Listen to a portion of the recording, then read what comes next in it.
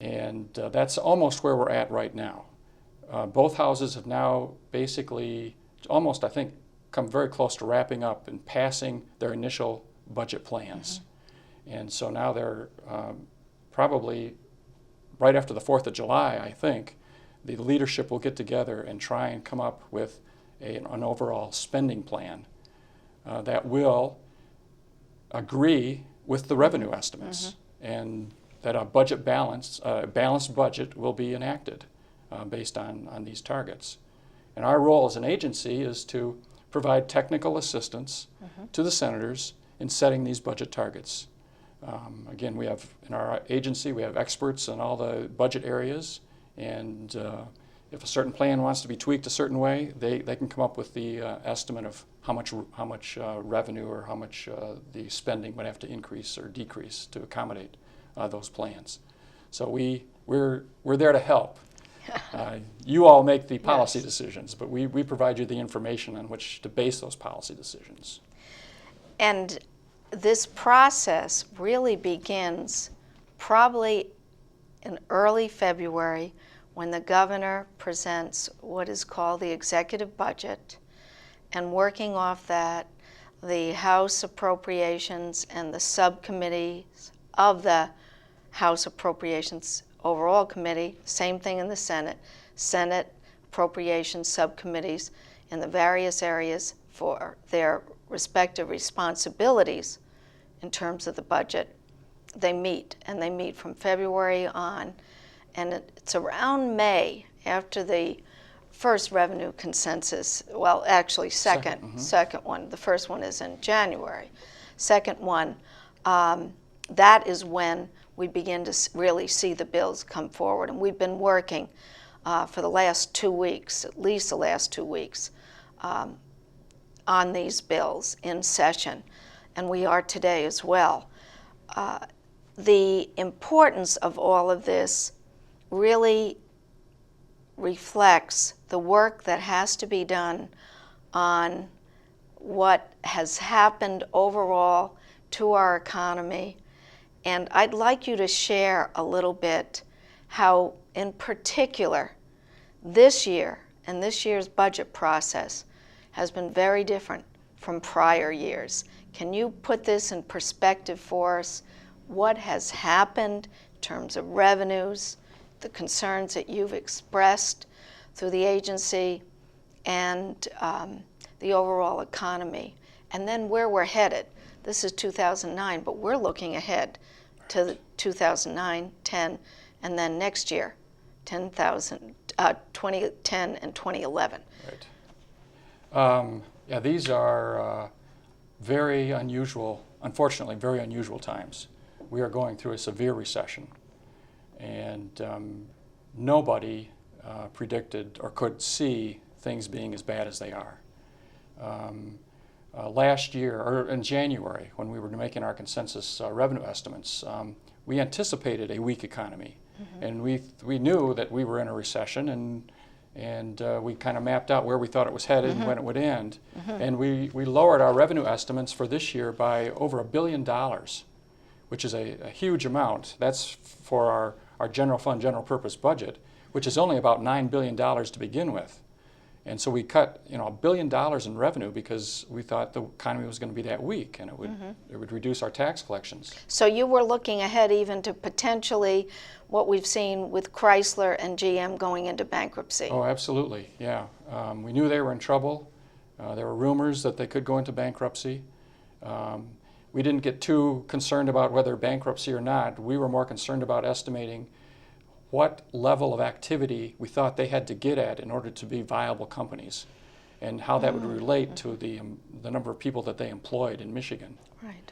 And so that was kind of the basis of our forecast in terms of the auto sector and the impact it would have on the overall economy and revenues. But so we made this bold, we thought, estimate that revenues would be down a lot this year. Well, the economy just got worse and worse between January, when the initial estimate was made, and May, when we had our second consensus conference.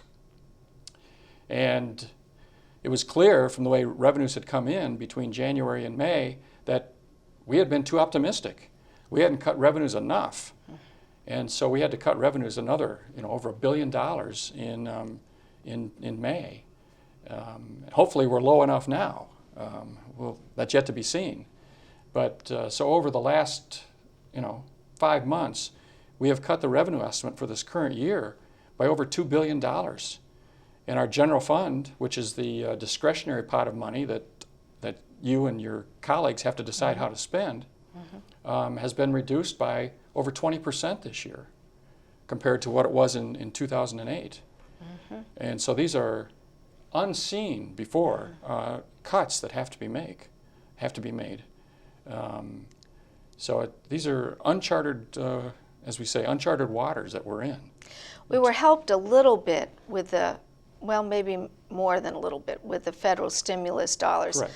About how much of that money coming into Michigan was earmarked, restricted kinds of funding that had to be spent, for example, on education and Medicaid, some other areas. How much of the total was restricted and how much was discretionary? Okay, we received over $7 billion. And over half of that was restricted for special areas of the budget. So we had about $2.5 billion that we could use for our general fund that was basically unrestricted, and then we had another $1.3 billion that we could use for our school aid fund for school purposes. That didn't necessarily have to be used in any particular way, but it had to go for school funding. Could it be used over 2 years? Yes. 9, 10? Actually, I think a lot of it had to be used 10, by the end of December of 2010, so into fiscal year 2011 a little bit. So, it could be used over a little over 2-year period. I know there are many parents in our district, and they are hearing that the school aid budget is going to be really affected next year, not for the current year. Of course, school is out now, but even with the federal stimulus money, the revenue coming in is so down. I think over $600 million just since January. Right. And are we still seeing that slide in tax revenue? Yeah, unfortunately, yes.